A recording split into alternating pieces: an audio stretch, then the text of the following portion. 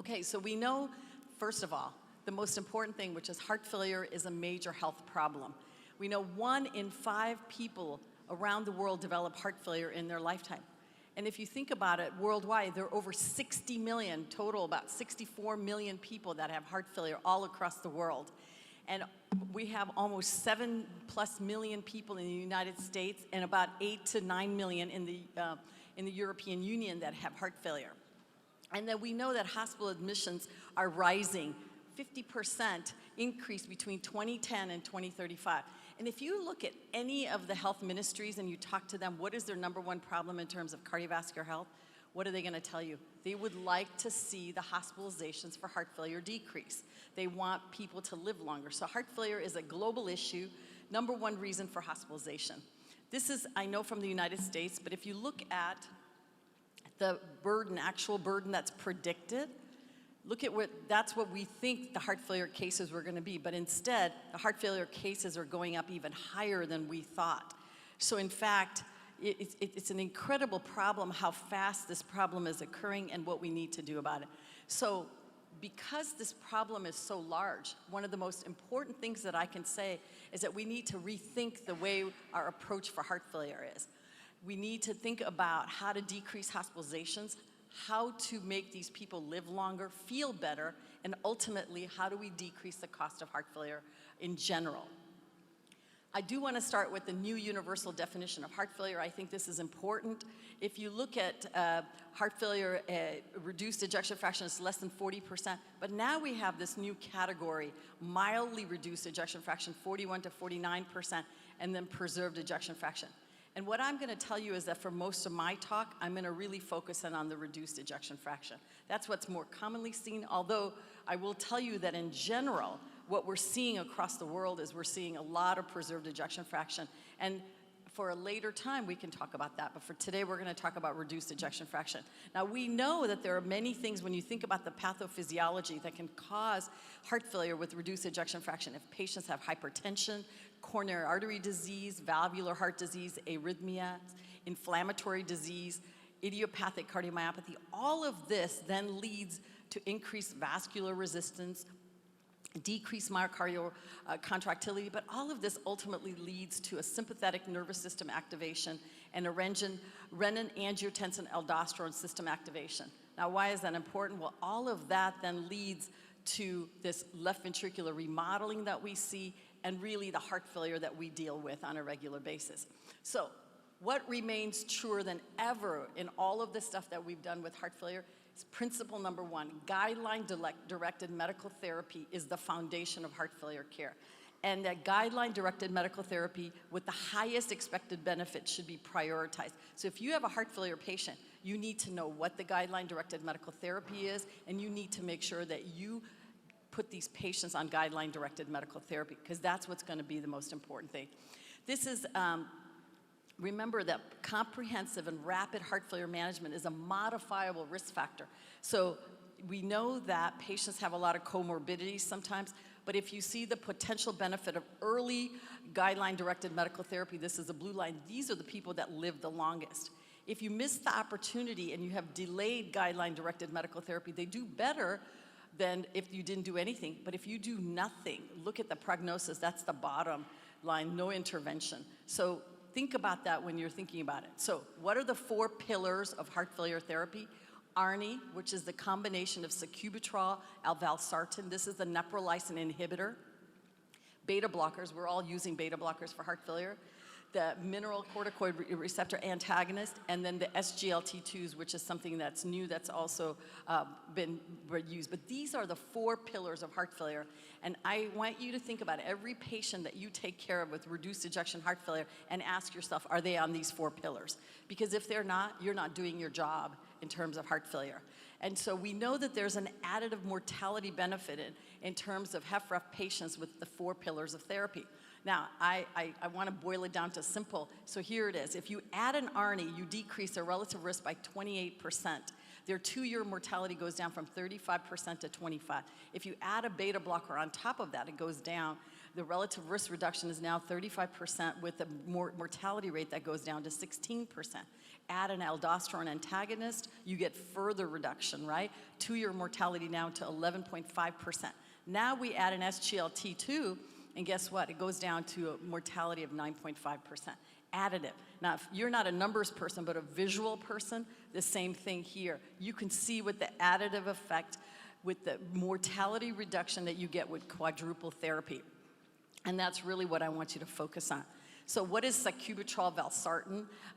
This is a drug that has 2 drugs. The sacubitril, that is the neprilysin inhibitor. And neprilysin what we do is sacubitril preserves the protective benefits of neprilysin. And it inhibits the neprilysin degradation.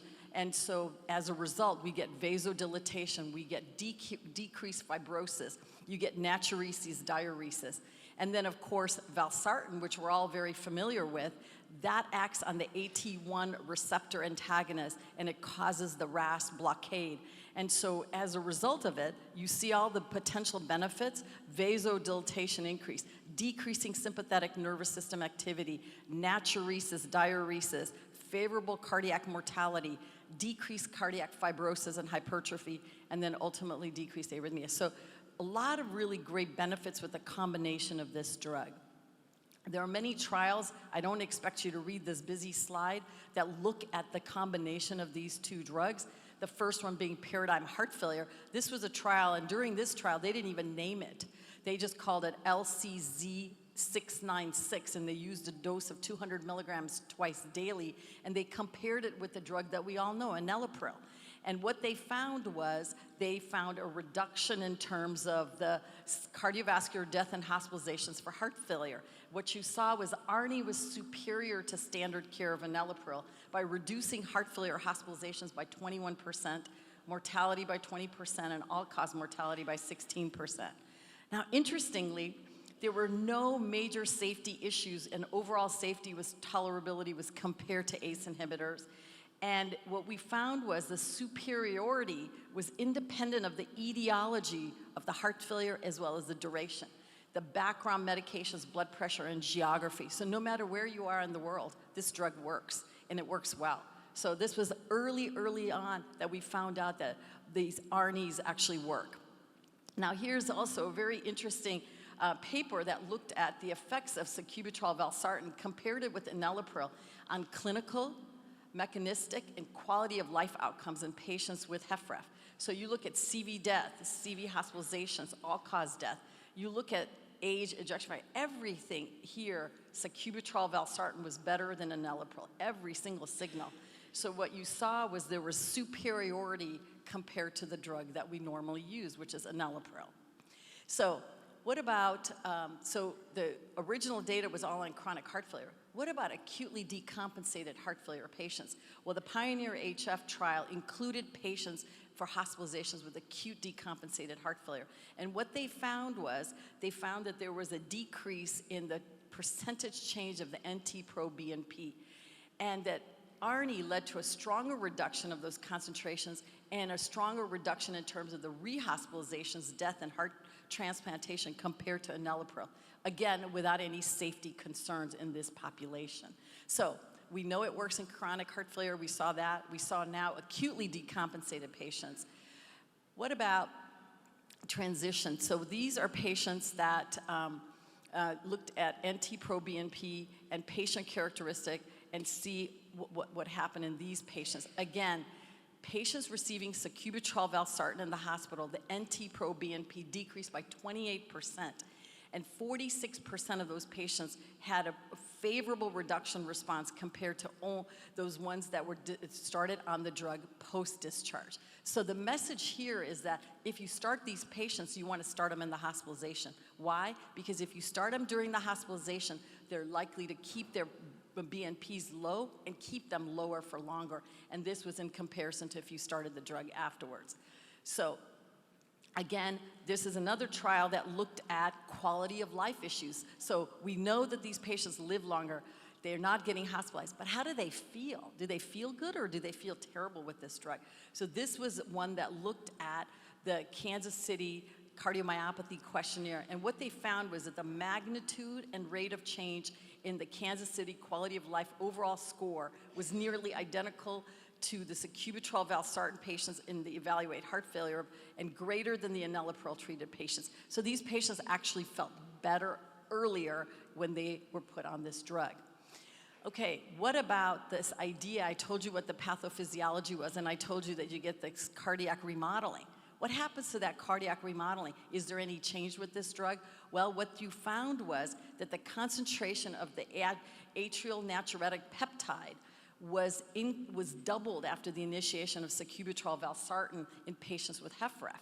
And the larger early increases in ANP was associated with a greater magnitude of subsequent reverse cardiac remodeling. There you go. So now you have evidence that you actually can make a physiologic change that can make a difference. So what's new? Well, this was from the update for the consensus expert decision pathway that ACHA put out, and this ACC put out, and it says that you need to start with an ARNI rather than an ACE inhibitor or angiotensin receptor blocker now with these patients with HFrEF. And then the 2022 AHA-ACC Heart Failure Society of America Heart Failure Guidelines again puts ARNI right there saying that you need to initiate that, and that's step one in these patients with HFrEF. So what are the recommendations for renin-angiotensin system inhibition with ARNI? Well, again, class 1 indication. Class 1A for patients with HFrEF and New York Heart Association class 2 to 3 and is recommended to reduce morbidity and mortality. So lots of what you see is level 1, class 1 indications as a replacement for ACE inhibitor therapy in patients with HFrEF patients. Now, if you don't believe the American guidelines, let's look at the European guidelines. Here's the European guidelines, and once again, the therapeutic algorithm is class 1 therapy for patients with HFrEF. Again, if you look at it, it says ARNI, beta blockers, and SGLT2s. So again, class 1, no matter where you are in the United States, across the pond, across the world. So what about if they get worse when you're already on them?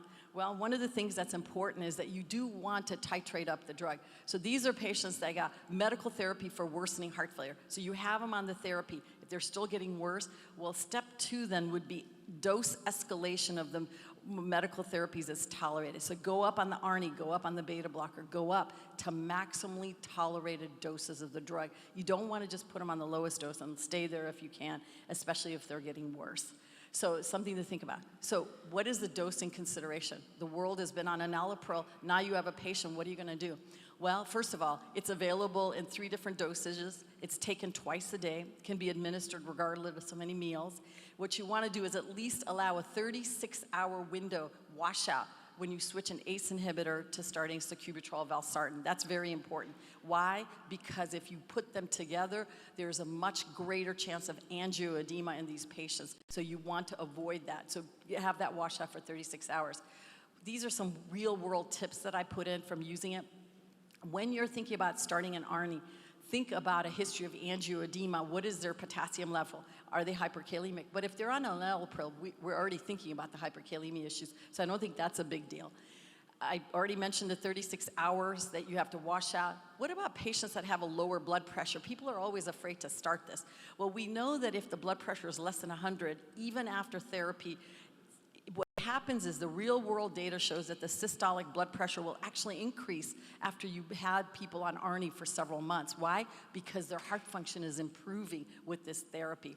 What I tend to do is if you do have a patient with low blood pressure, try to stagger the medications. Start the ARNI and then wait for the beta blocker an hour later, or vice versa, however you want to do it. We also think maybe the eplerenone may be used instead of spironolactone. So separate the timing of the drugs. Don't be afraid to use it at low doses. Stagger the medications, but don't avoid doing the drug just because you're worried that their blood pressure is going to go down. What's principle number 2? And I already sort of mentioned this, so this is going to come as no surprise to any of you. When I say target doses are associated with the best outcomes, titration should occur even if the patient appears stable or their symptoms or their ejection fraction improves. So make sure that you go up and titrate up the dosages. And remember, we have this thing called therapeutic inertia. When we put people on drugs, sometimes even patients that are eligible for certain drugs, we don't tend to put them on it. So let's say you have them on an ARNI and a beta blocker and they're doing well, so then we forget about the other drugs. No, no, no, no. The therapy is quadruple therapy, and that's what you want to try to strive for, is put them on quadruple therapy if you want the maximal benefit. And then we know that there's improvement in cardiac function across all of the Sacubitril-Valsartan dose categories. That's been well documented in this JACC study from 2022. And then the last principle, start the guideline-directed medical therapy immediately. I already showed you data that said it should be done during acute decompensated heart failure, but I think the most compelling thing is from Pioneer HF, which says, if you look here, look at the separation of the curve. It's at 14 days. So the enalapril page compared to sacubitril. So it's early, early, early. So you want to get these patients to start the guideline-directed medical therapy quickly. And so my last slide, which is remember to initiate the drug, the 4 pillars of heart failure, remember titration, and then remember escalation if you need to. I think before discharge is very important if the patient is hospitalized, because this is how you're going to make a difference. So outpatient setting, inpatient setting, it doesn't matter. Start the titration, and then make sure you do monitor their potassium levels. It's really fairly well tolerated, but you do look for any kind of adverse events. And then, of course, escalation at the future patient visits. So I'm going to stop here because I think I gave you a fairly quick overview about HFrEF, and hopefully you got to learn that one of the things that you have to do if you're not doing it now is to use an ARNI, Sacubitril-Valsartan neprilysin inhibition. So now this is the last study. So if you decide that you don't want to do it because of the potential harm, you're worried about side effects, you're worried about adverse events, you're worried about the cost, well, what is the risk if you omitted this drug?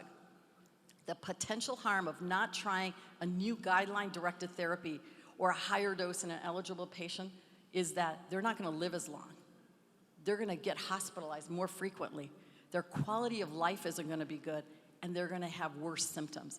So I think the risk of omission is much, much greater than the potential risk of commission. And I think you need to think about that when you think about treating these patients. So I'm going to stop here, and I'll take any questions. Thank you very much.